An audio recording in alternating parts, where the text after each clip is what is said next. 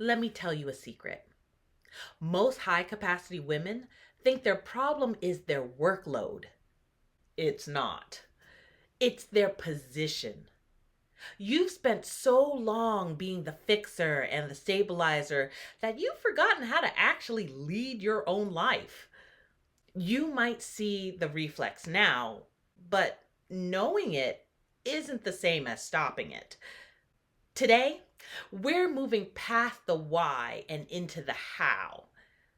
We are closing out the return method with the final two steps: reclaim your position and navigate aligned action.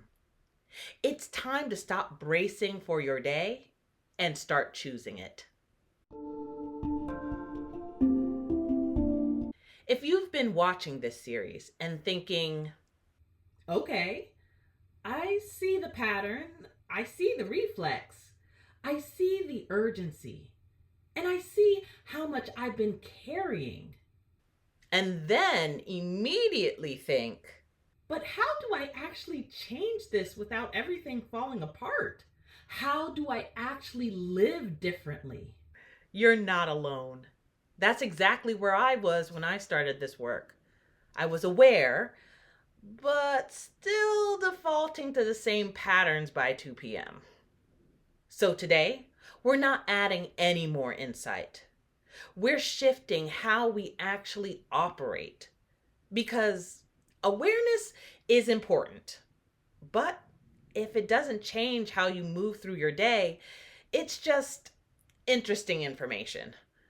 And you don't need more information. You need a different way of operating. We are in the final two steps of the return method.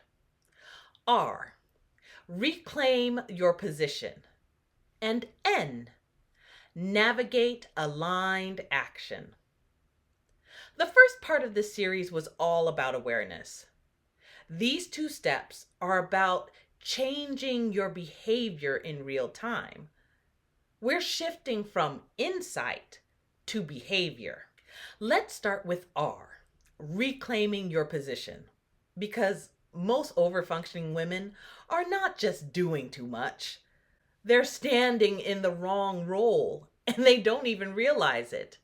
Reclaiming your position means stepping out of the role you've been unconsciously playing and stepping back into the role you actually want to lead from. If you look closely, many high capacity women are operating as the fixer, the stabilizer, the one who steps in, the one who holds everything together. You are essentially the human buffer system for every environment that you're in. At work, in relationships, at home. Most of us didn't choose overfunctioning consciously. We grew into it because we're good at it. We became the reliable one, the one who notices everything, the one who steps in, the one who keeps everything from falling apart. And at some point, that stopped being helpful and just became our default position. And I know that shift personally, where you realize I'm not just helping, I'm holding everything. The problem is not your capacity. The problem is your position.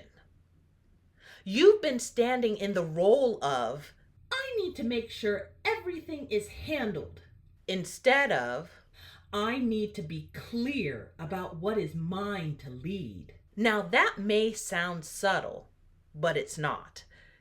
And it changes everything. I have two exercises I want you to do that will help you reclaim your position. The first exercise, I call it the role reality check. At the end of the day, I want you to ask yourself, where did I step into the role of a fixer today? Where did I step into the role of a leader today?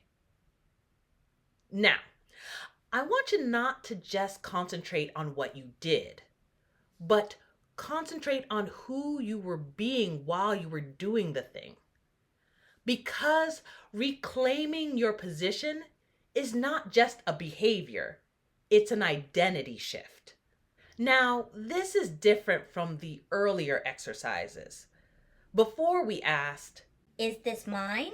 Was this assigned to me?" that was about awareness in the moment.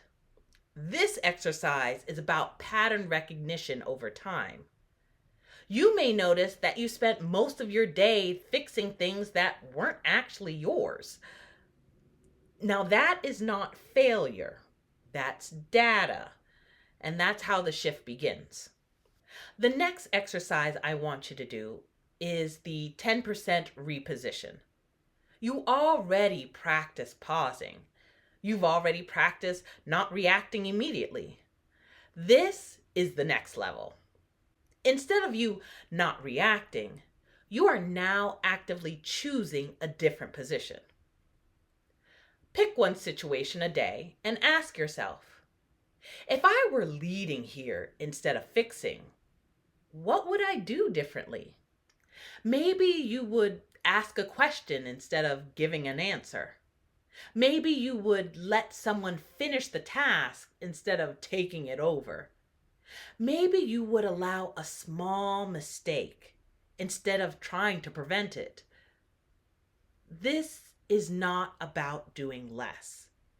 It's about doing it from a different stance. And I'll be honest with you, this part can feel deeply uncomfortable because you will see things that you could fix. You will feel the urge to step in, and you won't. Not because you can't, but because you choose not to. And that's power. Now we move on to the final step. N, navigate aligned action. Now that you've begun reclaiming your position, we need to talk about how you actually move through your day differently. Because if you don't change your decision making, the reflex will just come back in a more polished form. Aligned action is not about doing less. It's about doing the right things from the right place.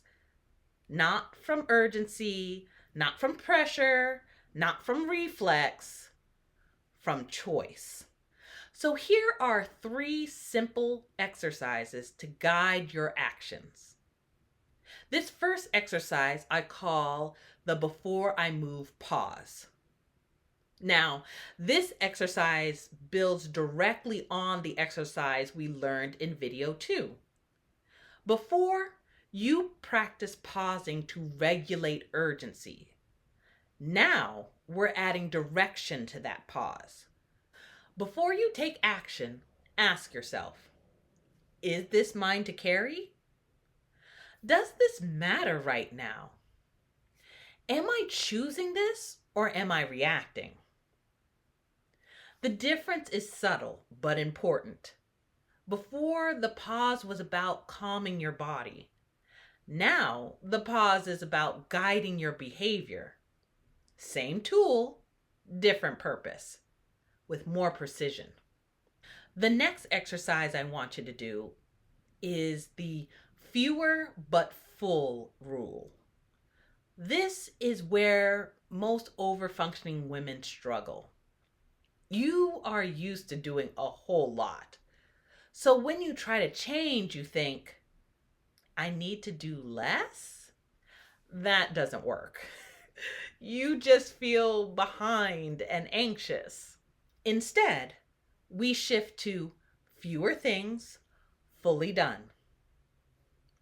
At the start of your day, decide, what are the 2 to 3 things that actually require you today? Not 10, not everything that feels important, just what truly requires your leadership. This is different from earlier videos. Before, we focused on what's not yours. Now we're getting very clear on what is yours. That's how aligned actions work. It's not just subtraction, it's precision. And the final exercise is the 10-minute decision gap. You've already practiced the 10-minute pause. Now we're refining it. When something feels urgent, wait 10 minutes. Then ask, is this still important? Or did it just feel important? That question alone will change how you move through your day, because urgency creates false priorities. Choice reveals real ones. If I'm being honest, this work is not about becoming a completely different person. It's about becoming a less braced version of who you already are. You're still capable. You're still sharp. You're still someone people can rely on. You're just no longer absorbing everything, anticipating everything, carrying everything. And I want to say this clearly. You will not do this perfectly. I didn't do this perfectly. There are still moments where I catch myself stepping in too fast, carrying something that isn't mine, solving something that I could have left alone. The difference now is I notice it faster. I correct it faster. And I don't build my identity around it anymore. That's the shift. If you've made it through this series, you now have the full return method. Recognize the reflex. Exhale the urgency. Tell the truth about responsibility. Understand the cost. Reclaim your position. And navigate aligned action. This is not about doing less. It's about carrying what's actually yours and releasing the rest. If this resonated with you, comment return below, because naming your shift matters. And it helps this reach more women who are in the exact same spot you were a few videos ago. You do not have to carry everything to be powerful. You just have to be clear about what's yours. And I hope to see you next time. Bye-bye.